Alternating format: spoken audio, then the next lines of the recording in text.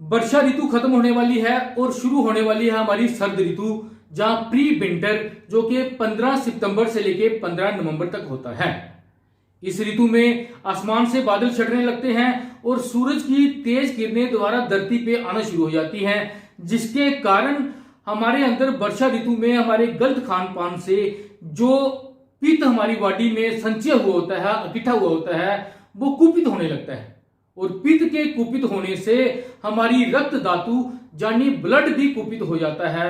और इस मौसम में सर्द ऋतु में ज्यादातर पित्त के या ब्लड के रिलेटेड डिजीज हमें होते हैं, जैसे वायरल इन्फेक्शन, शरीर में जलन, बुखार होना, चक्कर आना, पेशाब का पीला होना, जॉन्डिस, चर्म रोग, स्किन पे चटके पड़ना, फोड़े, फुंसियां, गंडमाल, जांघ, खुजली वगैरह इस मौसम के कॉमन रोग होते हैं। आयुर्वेद कहता है कि ऋतु के चेंज होने पे हमें अपना खान पान भी चेंज करना चाहिए। तो हमारे भोजन में आयुर्वेद ने 6 रस गिने हैं। तो उन रसों में से जो 3 रस पित्त को बढ़ाते हैं, जैसे नमकीन, खट्टा और चटपटा रस जो है, ऐसे पदार्थों का सेवन भोजन में कम कर देना चाहिए। नमक की मात्रा भोजन में इस ऋतु में सीमित कर देनी चाहिए। खट्टे पदार्थ और तले पदार्थ या ज्यादा गर्म मसाले जो हैं वो भी इस ऋतु में हमें कम करने चाहिए। और ऐसे पदार्थ जो पित्त को बैलेंस करते हैं, पित्त को कम करते हैं, जैसे मीठे, कड़वे, कसैले पदार्थ जो हैं, उनका सेवन इस ऋतु में आप ज्यादा कर सकते हो। हमने अपनी वीडियो किस महीने में क्या खाएं उसमें हमने बताया था कि कवार मांस गुड़ खाए नित, मीन इस ऋतु में मीठे पदार्थ खाने का भी विधान है। तो इस ऋतु में गुड़ का सेवन या मिश्री का सेवन भी आप अपने भोजन में ऐड कर सकते हैं। पित्त को शांत करने के लिए आयुर्वेद ने घी को श्रेष्ठ औषधि माना है। तो इस ऋतु में आप घी का प्रयोग कर सकते हैं। घी के साथ दूध, दही, मक्खन, मलाई, मिश्री, गुड़, शक्कर, इनका प्रयोग भी इस ऋतु में कर सकते हैं। अनाज में गेहूं, चावल, जौ, सब्जियों में चौलाई, बथुआ, मूली, पालक, लौकी, कद्दू, गोभी, लेकिन ध्यान रहे वही फल या वही सब्जियों का प्रयोग करना चाहिए जो हमारे 50 किलोमीटर रेडियस में उगाई जाती हैं। और ताजी सब्जियां कोल्ड स्टोर या दूसरे प्रदेशों से या बेमौसमी फल या सब्जियों का प्रयोग हमें नहीं करना चाहिए।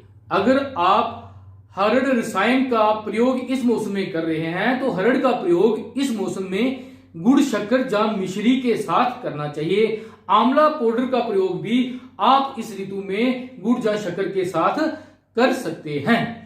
तो किन चीजों का सेवन इस ऋतु में कम करना चाहिए? सरसों का तेल, मट्ठा, लस्सी, सौंफ, हिंग, बैंगन, करेला, काली मिर्च, उड़द या मां की दाल से बने पदार्थ, खट्टे पदार्थ या ज्यादा नमकीन पदार्थ जो है उनका प्रयोग इस ऋतु में कम करना चाहिए। इस ऋतु में चांद और तारों की रोशनी को भी आयुर्वेद ने श्रेष्ठ माना है। इस कारण हमें चांद की रोशनी का भी सेवन इस ऋतु में करना चाहिए। आयुर्वेद में चरक जी ने लिखा है कि इस ऋतु में सूर्य और चांद की रोशनी में रखा हुआ जल जो है वो श्रेष्ठ होता है, औषधिदायक है। ऐसे जल का सेवन भी आप कर सकते हैं। सुबह सूरज की रोशनी में और रात को चांद की रोशनी में रख के 24 घंटे के बाद उस जल का सेवन आप कर सकते हैं। आपने सर्द ऋतु में खीर बनाने और चांद की रोशनी में रखकर सेवन करने वाला तो सुना होगा।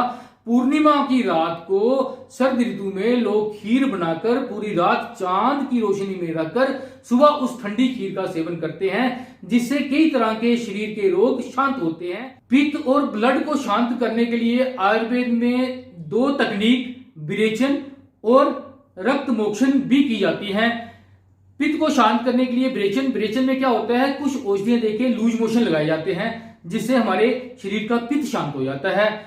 और रक्त मोशन में जो दूषित रक्त है वो बॉडी से निकाला जाता है। हमें याद है जब हम छोटे थे तो हमारे बुजुर्ग जो थे नदी में से जोग को लेके अपने जख्मों पे या फिंसियों, फोड़ों पे लगाते थे। वो जोग जो थी, गंदा खून जो थी, वो उनकी बॉडी से निकाल लेती थी।